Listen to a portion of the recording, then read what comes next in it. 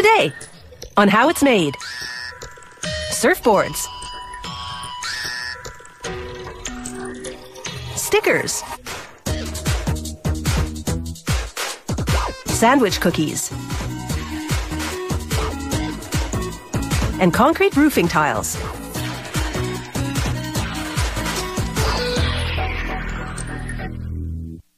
Surfing is an ancient Polynesian pastime first documented by Europeans in the 18th century.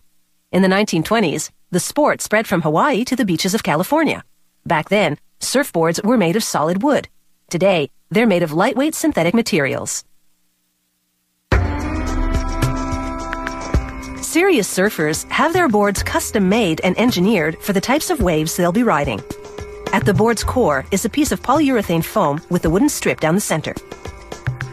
The factory's shaping specialist inspects the board and checks the foam for defects. If all is well, he cuts the board to the right length. Then he chooses a board-shaped template from his library and traces it. He saws along his pencil line.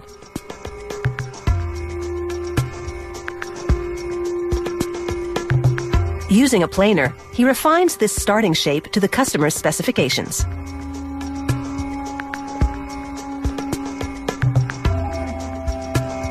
When he finishes, he checks to make sure everything's symmetrical. Next, he shapes the edges. With a power sander, he flattens and smooths out the surface, then follows with a fine sanding by hand. Before releasing the foam core to the next department, he checks the dimensions, thickness, contours, and the smoothness.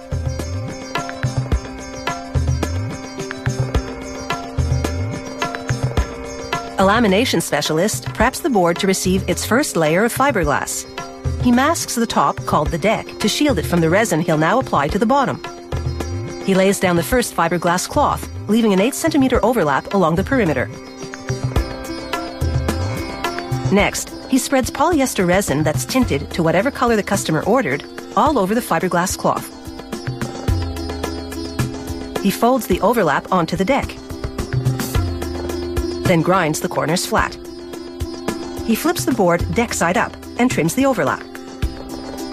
Next, he covers the deck in 2 layers of fiberglass. In between them, he pours clear polyester resin, then positions company logos printed on rice paper. The resin soaks the paper, embedding the logo. Then, another layer of resin-coated fiberglass. Once that dries, he applies yet another coat of resin on both sides of the board. Using a router and template, he cuts a hole for the box that'll hold the surfboard's fin.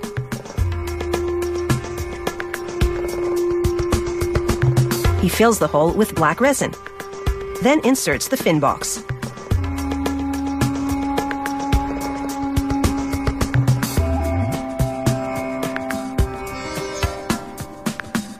Now a sanding specialist takes over. He grinds the box flush, which opens its fin slot. Then he gives the board an overall sanding to smooth the surface. Next stop is the paint room. The painter uses masking tape and an acrylic paint pen to decorate the surfboard with black pin lines. Once they dry, he masks the board and airbrushes in a white pin line. Once dry, he applies a finishing coat of resin over the entire board.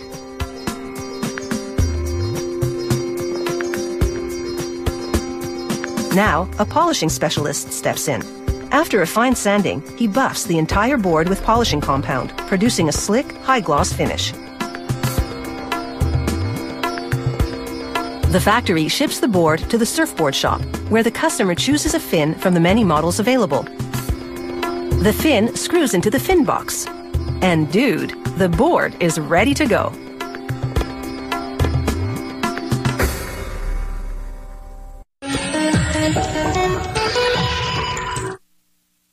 Stickers have long been used in merchandising. But in 1979, they took a crafty turn with the introduction of decorative stickers. Sticker art soon became a popular hobby, allowing anyone to engage in a little creative embellishment.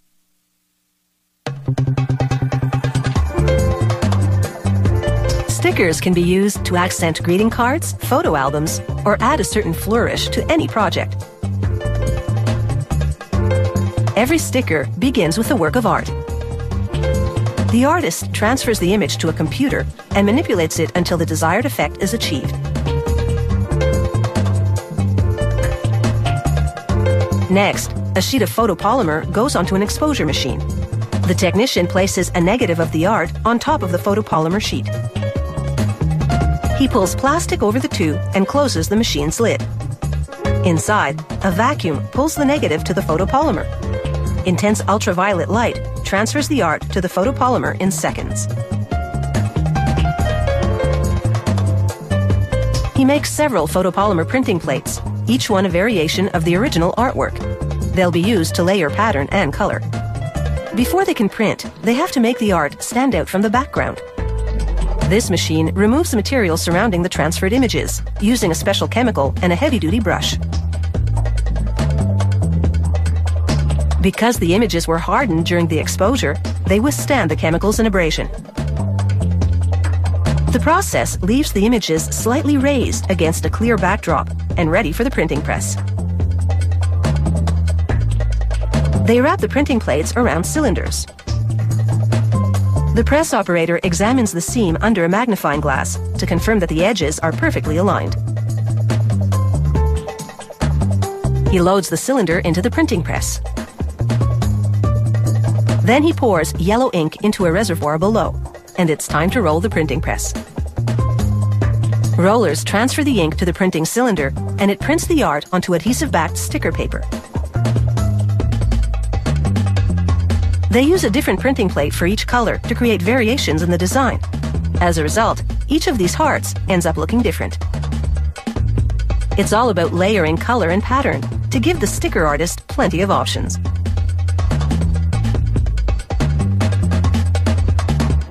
Next, the press operator prepares a cutting cylinder. It cuts around the designs, but only penetrates the top layer of the sticker paper. Rollers pull off the surrounding material, then wind it up for recycling off-site. Only the stickers remain on the backing, but they aren't ready for the scrapbook just yet. It's over to another press, which hot stamps foil onto the designs. This process is carefully choreographed.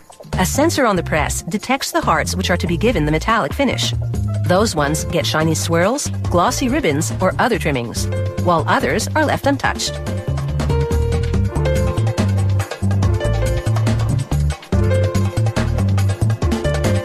The next machine cuts the stickers into sheets.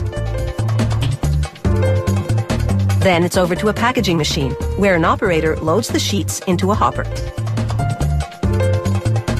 Wheels with little grippers collect the sheets and drop them in piles of 2 onto a backer card.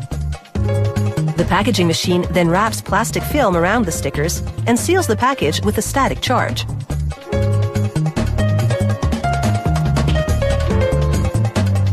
A hot knife then cuts and seals it at both ends.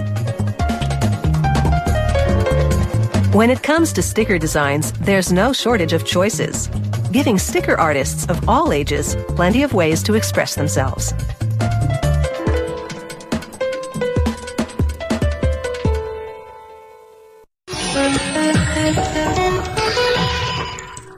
Early in the 20th century, an American biscuit company introduced a cookie sandwich. It was 2 chocolate cookies with rich vanilla icing at the center. It created an instant sensation, and almost a century later hasn't lost its appeal. People still crave this sugary fusion of crunch and cream. Dipping the sandwich cookie in milk is a tasty tradition, and whoever started it must have been one smart cookie. Sandwich cookies start with pure granulated sugar. This worker heaps bags of it into a mixer as he prepares to whip up the batter for the wafers. He adds 2 kinds of cocoa. The combination will give the wafers the desired taste and color. A premix of salt and other ingredients follows. A specially formulated canola oil mixture will transform these dry ingredients into a batter as huge beaters blend everything together. They add water, and the batter starts to look like a bubbling chocolate soup. They add dry ice, which chills the batter as it evaporates. The lower temperature is key as they add flour to thicken the batter into a dough. The dough will turn out less crumbly than it would have been if it had been kept at room temperature. A premix of leavening ingredients goes in next. One final mix, and this chocolate dough is ready to go. The worker shovels it onto a grate, which protects his fingers as he presses the dough down into a molding machine. This machine shapes the dough into cookie wafers while pressing intricate designs and the brand name onto them. It churns out an impressive 5,000 chocolate wafers an hour.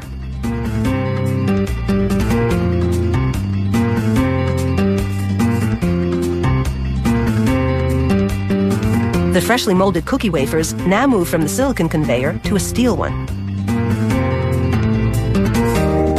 It takes the wafers into a gas oven, where they travel in a continuous loop for several minutes to receive an even baking.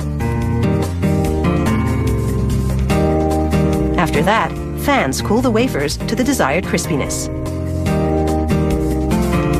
The chocolate wafers then move to another conveyor, which feeds into a series of chutes.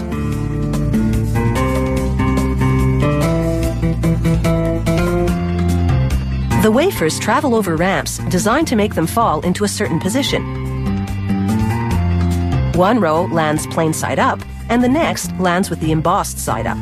This correctly orients them to be sandwiched around a cream filling.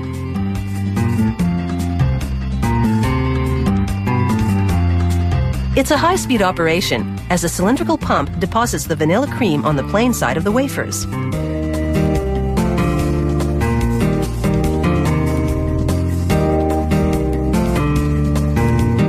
The cream-coated wafers head over to the next station. Here, machinery moves top wafers onto the cream-coated ones.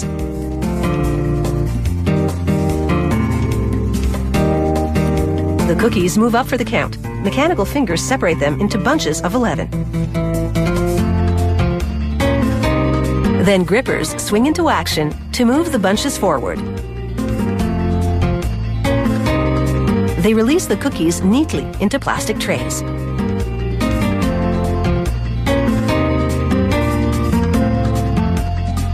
The trays, full of sandwich cookies, move on to the wrapping station.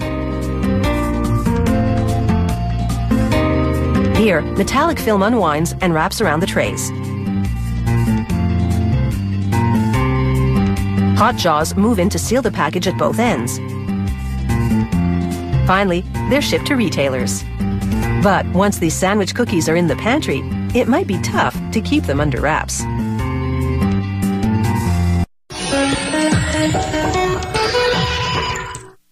In moderate climates, tile roofs are the norm.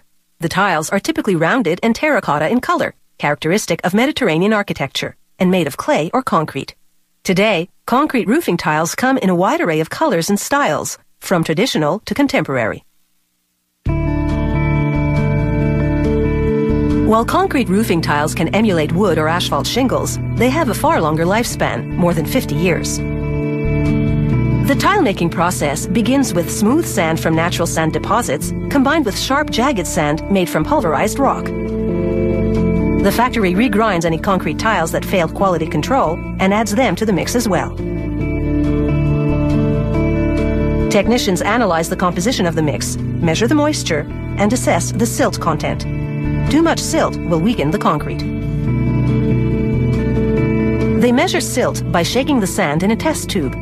Heavier particles settle to the bottom, water at the top, and silt in between. The amount of silt must not exceed 10%. The sand mix runs through a vibrating screen, which filters out large objects such as rocks and sticks. To make concrete, you mix sand with cement. The cement truck driver hooks up a hose to blow its contents into a huge silo. From the silo, the conveyor system metes out a specific amount of cement into the sand. It's critical to get the ratio just right. Roof tiles come in a choice of colors. They tint the concrete a specific shade by pumping in natural iron oxide pigments and water.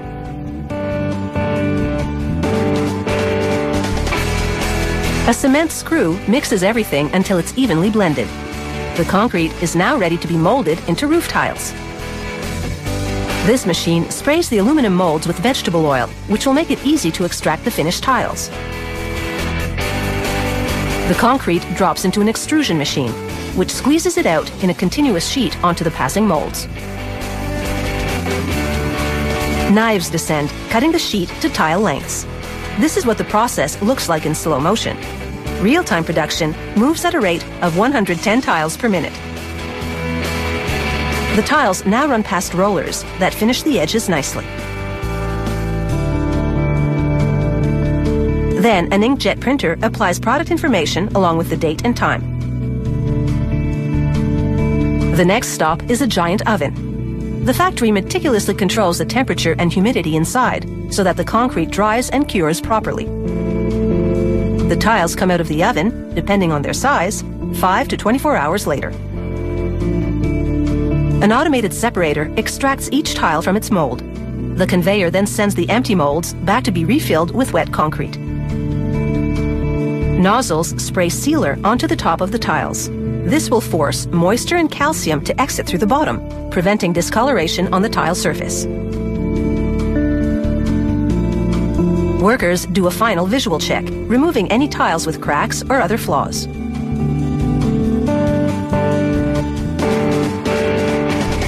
Automated equipment stacks and straps 36 to 39 tiles into a group called a sleeve.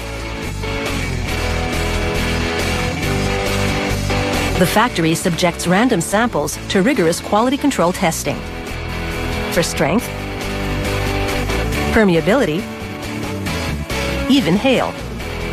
To pass this test, the tile must be left unscathed by a 5-centimeter ice ball flying at 32 meters per second.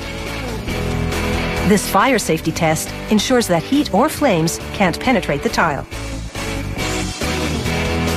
Roofs made of concrete tiles can even withstand winds of up to 240 kilometers per hour, making them ideal for regions prone to hurricanes.